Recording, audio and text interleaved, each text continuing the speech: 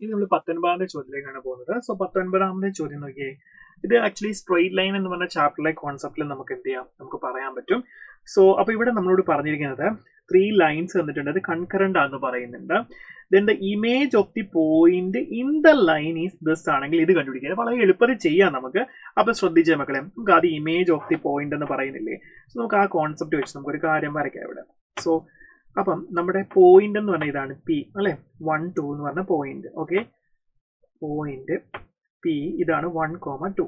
ഇതിന്റെ ഇമേജ് നമ്മളോട് പറയുന്നുണ്ട്. നോക്കിയാൽ എത്രയാണ് ഇത്, നമുക്ക് ക്യൂ എന്ന് കൊടുത്താൽ 57/13 ദെൻ -40/13 ആണ്.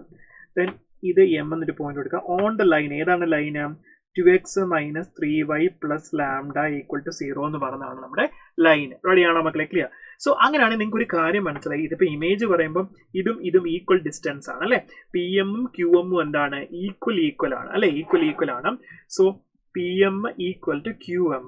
മക്കളെ അങ്ങനെയാണെങ്കിൽ നിങ്ങൾ എന്താ വെച്ചാൽ ഈ പോയിന്റ് നമുക്ക് അറിയാം, മിഡ് പോയിന്റ് ഫോർമുല യൂസ് ചെയ്യുവാണെങ്കിൽ ഈ മിഡിൽ പോയിന്റ് നമുക്ക് കിട്ടത്തില്ലേ, ദെൻ ആ point lies on this line എന്ന് പറയുന്നുണ്ട്. സോ അങ്ങനെയാണ് നമുക്ക് ആദ്യം എന്ത് ചെയ്യാം, മിഡ് പോയിന്റ് ഫോർമുല ഉപയോഗിച്ച എം നമുക്ക് എഴുതാം. സോ എത്ര വരും, 57/13 + 1/2 -14/13 + 2/2. സോ ഇത് സോൾവ് ചെയ്ത് നമുക്ക് എം എത്ര കിട്ടും, എം ആണ് എം ഈക്വൽ ടു 35/13 - 7/13 കിട്ടും. റെഡി അല്ലേ?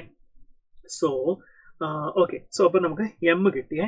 സോ എം എന്ത് ചെയ്യുന്നുണ്ട്, എം ലൈസ് അല്ലെ, എം ലൈസ് ഓൺ ഏത് ലൈനിലാ, 2x - 3y + λ = 0 എന്ന ലൈൻ ലൈ ചെയ്യുന്നുണ്ട്.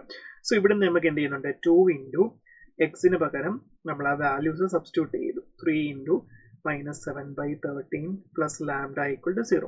സോ ഇവിടെ നമ്മൾ എന്ത് ചെയ്യുന്നുണ്ട്, ലാംഡയുടെ വാല്യൂ നമ്മൾ കണ്ടുപിടിക്കും. സോ λ = -17/13 + 21/13 വരും. സോ നമുക്ക് -91/13 ദാറ്റ് ഈസ് -7 കിട്ടും.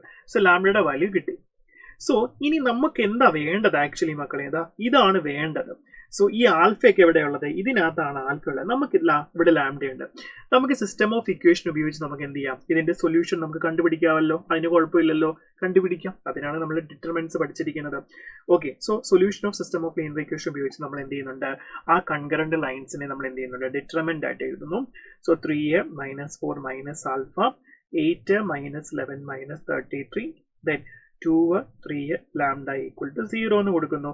സോ ഇതിൽ നമുക്ക് എന്ത് കണ്ടുപിടിക്കാം, 3 × -11 λ - 99 + 4 × 8 λ + 66 - α × -24 + 22 = 0 എന്ന് വരും. സോ ഇവിടുന്ന് 33 λ - 297 + 32 λ + 264 + 24 α - 22 α = 0. സോ ഇത് സിംപ്ലിഫൈ ചെയ്താൽ -λ + 2α - 33 = 0 എന്ന് വരും. സോ ഇതിൽ ലാംഡയുടെ വാല്യൂ നമ്മൾ എന്ത് ചെയ്യുന്നുണ്ട്, -7 ഇട്ട് കൊടുക്കുന്നു. സോ അതോടുകൂടി -7 എന്ന് വരും, +2α - 33 = 0 വരും. സോ ഇവിടുന്ന് നമുക്ക് 2α = 26 കിട്ടും, ആൽഫയുടെ വാല്യൂ 13 കിട്ടും. സോ നമുക്ക് മോഡുലസ് ഓഫ് ആൽഫ ലാംഡ ആണ് വേണ്ടത്.